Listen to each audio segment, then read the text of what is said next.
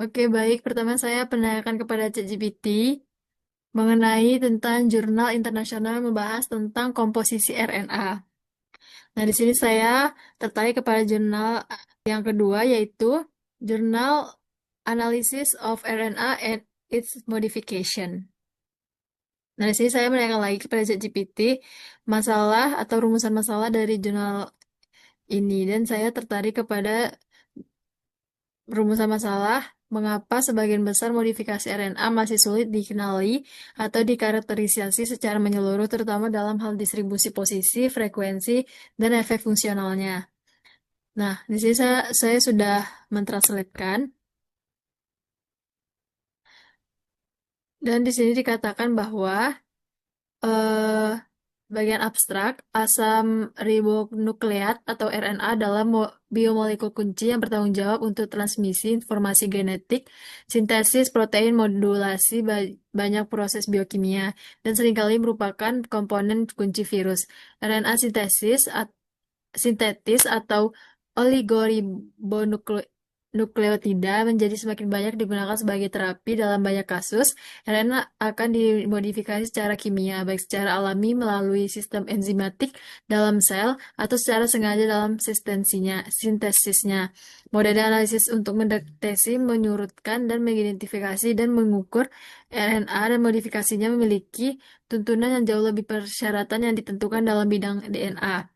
Nah, di sini juga eh bahwa eh teridentifikasi lebih dari 100 jenis modifikasi RNA, sebagian besar diantaranya masih sulit dikenali dan dipahami secara menyeluruh. Kesulitan ini terutama muncul karena keterbatasan informasi mengenai distribusi posisi modifikasi di dalam molekul RNA. Seberapa seberapa sering atau frekuensi modifikasi tersebut muncul pada berbagai jenis RNA, serta apa efek fungsionalnya terhadap stabilitas, struktur, dan regulasi ekspresi gen. Pada bagian introduction ini juga di bagian ini menyatakan bahwa modifikasi RNA semakin banyak ditemukan melalui perkembangan teknologi. Pemecahan kita masih belum cukup untuk menjelaskan peran biologisnya secara rinci. Hal ini terjadi karena metode analisis yang tersedia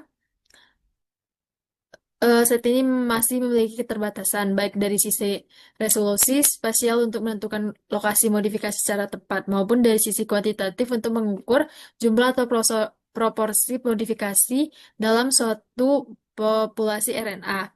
Nah, lanjut saya menanyakan lagi kepada ChatGPT, jurnal yang pembanding dari sebelumnya, dan saya tertarik kepada jurnal yang berjudul Modideck, a multi-RNA modification classifier for direct nanopore sequencing. Nah, di sini dikatakan bahwa keterbatasan metode klasik membuat distribusi posisi, frekuensi, dan fungsi biologisnya masih belum jelas. Hal ini sejalan dengan pembahasan pada jurnal sebelumnya, yang juga menekankan minimnya pembahasan atau pemahaman akibat keterbatasan data. Selanjutnya, pada bagian ini juga dikatakan bahwa eh, metode deteksi konvensional sering gagal memberikan resolusi yang memadai dan tidak mampu memetakan modifikasi dalam konteks transkriptom yang kompleks. Sebagai solusi, artikel jurnal ini menawarkan pendekatan sequencing berbasis teknologi tinggi atau high throughput sequencing yang dipadukan dengan analisis bioinformatika sebagai cara untuk menghasilkan peta modifikasi yang lebih akurat. Teknologi sequencing modern dan integrasi komputasi dianggap kunci untuk mengatasi keterbatasan tersebut. Dengan demikian, jika dikaitkan dengan materi sebelumnya, permasalahan utamanya tetap sama, yakni keterbatasan dalam data, distribusi fungsi modifikasi RNA. Sedangkan ini juga berkembang ke arah pemanfaatan metode sequencing baru, serta bioinformatika untuk memperbaiki kualitas dan cakupan analisisnya. Nah, dan saya sudah mengecek juga pada eh, jurnal ini yang sudah ber Q1. Terima kasih.